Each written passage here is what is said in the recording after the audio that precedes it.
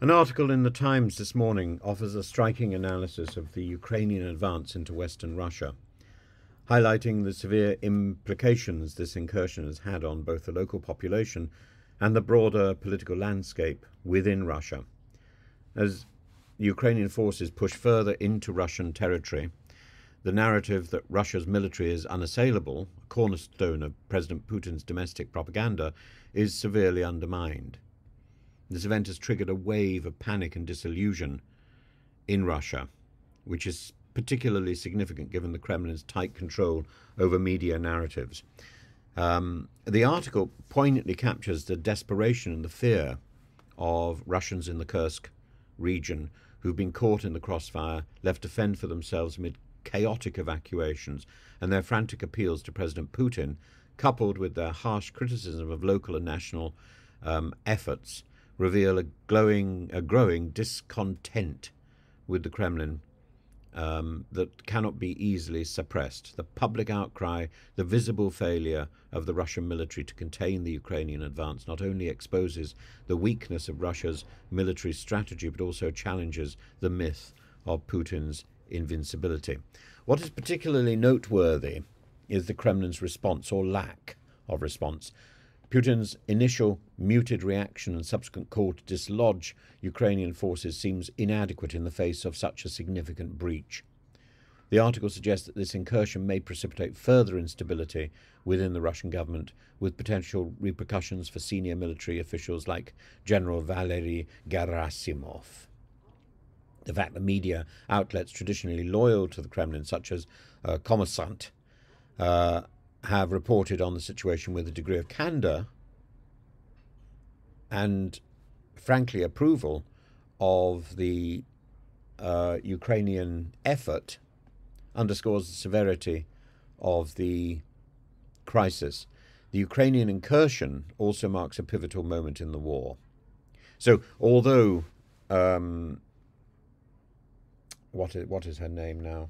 Anyway, whatever her name is, the person, the foreign ministry, the defense ministry spokesman, Maria Zakharova. Although she says it's not militarily advantageous for Ukraine, well, clearly it is. It may not be convenient for Russia. That's another matter. And it may not be wise for Ukraine in the long run.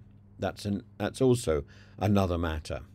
But militarily, it's been extraordinarily successful, and I'm not surprised that was the area that, in terms of propaganda, Zakharova attacked.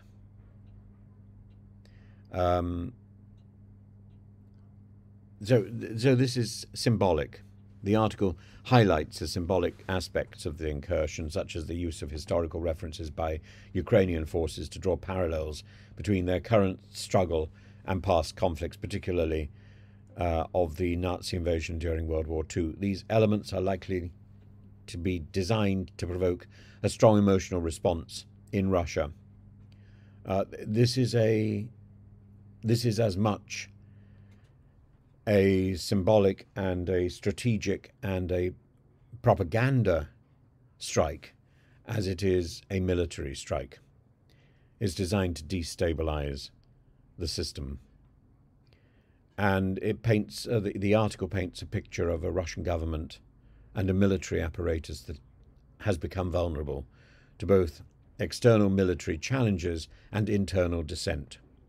And the Ukrainian advance into Russian territory represents not just a strategic setback for Putin, but also a profound blow to the carefully constructed image of Russian strength and unity. As the situation develops, the Kremlin's ability to manage both the military response and the growing domestic unrest is crucial to determining the future trajectory of the conflict. But militarily useful, advantageous, successful, absolutely. Wise, questionable. And ultimately significant. I think its significance is probably more in the political instability that it has caused rather than in the land that it has gained.